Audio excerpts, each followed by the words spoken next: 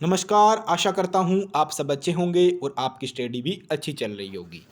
तो जिन कैंडिडेट ने SSC GD का एग्ज़ाम दिया था उसके बारे में आज हम बात करेंगे। एसएससी जीडी कांस्टेबल की कट ऑफ क्या रहेगी, आंसर की कब तक जारी हो सकती है और आपको क्या फिजिकल की तैयारी करनी चाहिए या नहीं करनी चाहिए, क्या पॉसिबिलिटी है, हर एक चीज़ को डिस्कस करेंगे। अगर आप इस चैनल पर नए हो तो चैनल को ज़रूर सब्सक्राइब करें और मेरे साथ आखिरी तक बने रहें। अब बात करते हैं एसएससी जीडी में इस बार कितनी पोस्टें थी। आपको पता है 21,000 पोस्टें थी, 47 लाख फॉर्म लगे थे। पिछली बार 50,000 पोस्टें थी, 54 लाख फॉर्म लगे थे। इस बार क्या हुआ, कितना रेशो रह रहा है, लगभग 180 कैंडिडेट रह रहे हैं पर सीट पे। पर आपको पता है इतना कंपटीशन नहीं होता है, जितने फॉर्म लगते हैं उतने कैंडिडेट एग्जाम नहीं देते हैं, उससे कम ही देते हैं, एब्सेंट जरूर रहते हैं।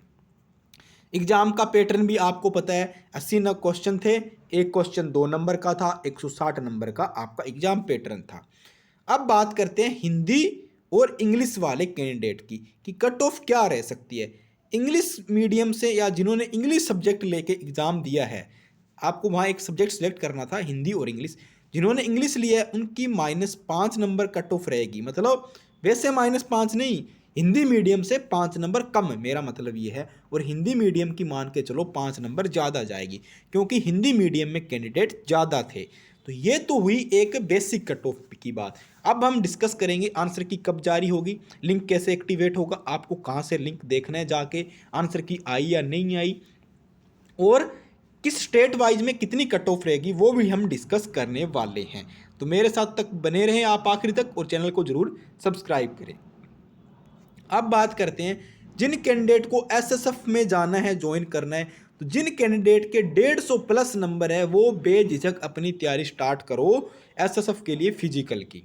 अब जर्नल को तो 150 प्लस चाहिए, करीब करीब जर्नल को 155 चाहिए, ओबीसी को कितने चाहिए 145 प्लस चाहिए, और ईडब्ल्यूएस को कितना चाहिए 150 प्लस चाहिए, एससी को कितना चाहिए 135 और एसटी को 130। अब बहुत सारे कैंडिडेट बोलते हैं कि सर आप फीमेल की नहीं बताते, तो फीमेल की भी मैं बता दूं। जो मैंने जिस कैटेगरी से मेल की बताई है उससे आप -5 कम कर लो फीमेल के लिए, तो आपका श्योर सिलेक्शन है। आप अपनी तैयारी करते रहें, आपको कोई दिक्कत नहीं होने वाली है। ये तो होगी एसएसएफ की कट ऑफ। अब हम बात करेंगे स्टेट वाइज और आंसर की कहाँ पे मिलेगी आपको, वो भी बात करेंगे। तो पहले स्टेट वाइज कट ऑफ की बात कर लेते हैं। जो हिंदी मीडियम बेल्ट राज्य है, जिसमें हमारा यूपी है मेन, बिहार है हमारा, राजस्थान है और हरियाणा है, इन राज्यों से जो कैंडिडेट बिलोंग कर रहे हैं, हिंदी बेल्ट वाले, हिंदी मीडियम के राज्य हैं, मोस्टली कैंडिडेट यहाँ से ही फॉर्म भरते हैं, एग्जाम देते हैं, उनकी पहले बात कर लेते हैं। तो जर्नल वाले कैंडिडेट जिनके 135 नंबर है भाई, EWS 132 number, OBC 130 number, SC 125 और एसटी 120 नंबर। फीमेल लोग 2-4 नंबर कम कर लेना, मैं हर बार बोल रहा हूँ। इतने अगर आपके नंबर है, यूपी बिहार राजस्थान हरियाणा वाले कैंडिडेट, एमपी वाले भी इसके अंदर शामिल है, तो आप अपनी फिजिकल की तैयारी करो बिना आंसर की का वेट किए हुए। 1-2 नंबर ऊपर नीचे हो सकती है कट ऑफ, क्योंकि ये एक अनुमानित कट ऑफ है, वो तो रिजल्ट आएगा तभी पता चलेगी सही कट ऑफ क्या है। अगर आप बॉर्डर एरिया वाले हो, जैसे राजस्थान में बहुत से स्टूडेंट बॉर्डर एरिया से, गंगानगर के हो गए, जोधपुर जैसलमेर वाले, तो उन कैंडिडेट को क्या है, अपने 2-3 नंबर कम करके चलो बॉर्डर एरिया वाले, क्योंकि बॉर्डर डिस्ट्रिक्ट होता है, बॉर्डर एरिया होता है, उनको हमेशा छूट मिलती है 2 से 3 नंबरों की। और एनसीसी वाले हैं उनको तो वैसे ही फ़ायदा होने वाले, उनको तो सीटें रिजर्व रहती है, तो वो भी अपनी तैयारी जारी रखें। ये होगी हिंदी बेल्ट राज्यों की बात, मोस्टली जहाँ से कैंडिडेट एग्जाम देते हैं। अब मैं बात करूंगा जो दूसरे राज्य है, जिसमें हमारा आता है झारखंड हो गया, छत्तीसगढ़ हो गया, उन कैंडिडेट की बात। तो जर्नल की 110 भैया, ईडब्ल्यूएस 100, ओबीसी 105। अब आप सोच रहे होंगे ईडब्ल्यूएस कम क्यों हो गया, ओबीसी ज़्यादा कैसे हो गया। तो हो सकता है ये डिपेंड करता है उस स्टेट में उन कैटेगरी से कितने स्टूडेंट है, कितनी जनसंख्या है, कितने फॉर्म लगे हैं, उस पर थोड़ा डिपेंड करता है। एससी 95, एसटी 90 अगर आपके है तो आप फिजिकल की तैयारी जारी रखो। ये हो गई हमारी झारखंड और झारखंड और छत्तीसगढ़ की बात। अब आ जाओ भैया पहाड़ी एरिया वाले, जो है उत्तराखंड और हिमाचल, यूके और हिमाचल वाले कैंडिडेट, यूके और हिमाचल वाले कैंडिडेट है, तो वो आपके 125 नंबर हैं जिन कैंडिडेट के जर्नल के लिए। OBC 120, sorry EWS 120, OBC 115, SC 108 और एसटी 110। अब सोच रहे होंगे एसटी की ज़्यादा क्यों गई? एसटी की ज़्यादा चली जाती है, बट ऐसा होता है, मैं आपको बता रहा हूँ कि कैंडिडेट कितने हैं वहाँ, उसकी पॉपुलेशन कितनी है उस स्टेट की, उसी पे ही डिपेंड करता है। और फीमेल वाले 2-4 नंबर कम करके चलना, अगर आपके इतने नंबर है तो आपका सिलेक्शन हो जाएगा। अब करते हैं पंजाब वालों की बल्ले बल्ले। जो कैंडिडेट पंजाब से दे के आए उनकी बहुत कम मेरिट रहेगी। आपको पता है पंजाब की हर बार कम रहती है।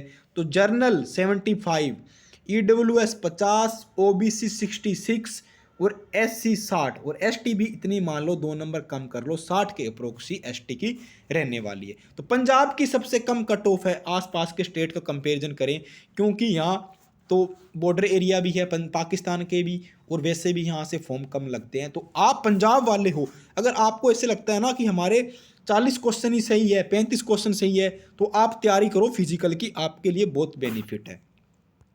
नेक्स्ट स्टेट की बात करूं, उड़ीसा और महाराष्ट्र की बात कर लेता हूं। तो उन कैंडिडेट को क्या करना चाहिए? जर्नल 100 नंबर है, ईडब्ल्यूएस 95 है, ओबीसी कितना है? ईडब्ल्यूएस 92 है, ओबीसी 95, एससी 85 और एसटी 80 नंबर है। इतने नंबर है तो तैयारी रखो। अब आगे हमारे दूसरे कौन से स्टेट हो गए? मिजोरम, नागालैंड और मेघालय। ठीक है, मिजोरम, नागालैंड और मेघालय, इन कैंडिडेट की बात कर लूँ तो अगर आपने एग्जाम ही दिया है, अगर आपके 30 क्वेश्चन ही सही है तो किसी भी कैटेगरी वाले के, तो आपका सिलेक्शन है। जर्नल 60+ बात कर लेते हैं, ओबीसी 50+ हो गया, एससी 40 हो गया, एसटी 38 हो गया, तो इन कैंडिडेट का सिलेक्शन हो जाएगा। अब बहुत सारे कैंडिडेट सोच रहे होंगे हमारा स्टेट का नहीं बताया, जैसे गोवा हो गया या अदर स्टेट हो गए, अरुणाचल प्रदेश हो गया, ये तो इनकी सिक्कम हो गई, इनकी बहुत कम कट ऑफ जाती है। अगर आपके 50-60 नंबर बन रहे हैं इन स्टेट से आप बिलोंग करें, तो आप इनकी फिजिकल की तैयारी करो। ये तो होगी मेन कट ऑफ की बात। अब बात कर लेते हैं अपन आंसर की कब जारी होगी और आपको कहां से देखनी है आंसर की को। आपको पता है लिंक आ रखा है बट एक्टिवेट नहीं हुआ, तो सब कैंडिडेट बोल रहे हैं लिंक 18 मार्च को एक्टिवेट होना है। 18 मार्च को एक्टिवेट नहीं हुआ, 18 मार्च तो चली गई, आज मार्च हो गई 19। तो अब मैं बताऊं, आपको पता है एसएससी ने अपनी एक नई साइट बनाई है, ssc.gov.in। तो जो भी आंसर की आएगी वो आपको इस वेबसाइट पे मिलेगी, ना कि पुराने वाली वेबसाइट ssc.inc.in पे नहीं मिलेगी। अब आपको ये विजिट नहीं करना है, आपको नई वाली वेबसाइट विजिट करना है, और जैसे ही आंसर की आएगी तो आपका जो रजिस्टर्ड मोबाइल नंबर और ईमेल है उस पर ही मैसेज आ जाएगा। तो आप ऐसे दूसरी वीडियो मत देखो जो बना के आपको दे रहे हैं कि ऐसे बोल रहे हैं कि आंसर की आ गई, यहाँ से जाओ, ऐसे लिंक को ओपन करो, ये करोगे तब एक्टिवेट होगा, कुछ भी नहीं होगा, वो सब ऐसे ही है। ऑथेंटिक न्यूज़ चाहिए आपको तो यही मिलेगी, इसी प्लेटफॉर्म को, इस चैनल को सब्सक्राइब कर लो, और ऑफिशियल आंसर की आएगी तब आपको फ़ोन नंबर पे मैसेज भी आएगा, ईमेल भी आएगा, और वो नई वाली वेबसाइट पे मिलेगी, क्योंकि पुरानी वाली वेबसाइट एसएससी बंद कर रही है, सारा डेटा नई वाली पे शिफ्ट हो रहा है। तो हो सकता है थोड़ा डिले हो गया आंसर की आने में, बट आपकी आंसर की जल्दी आ जाएगी। जैसे ही आंसर की आएगी, कितने क्वेश्चन पे ऑब्जेक्शन लग सकता है, क्या कट ऑफ रह सकती है, वो भी हम बना के अपलोड करेंगे। तो आप हमारे साथ जुड़े रहें, चैनल को सब्सक्राइब करो। मिलते हैं नेक्स्ट वीडियो में। जय हिंद, धन्यवाद।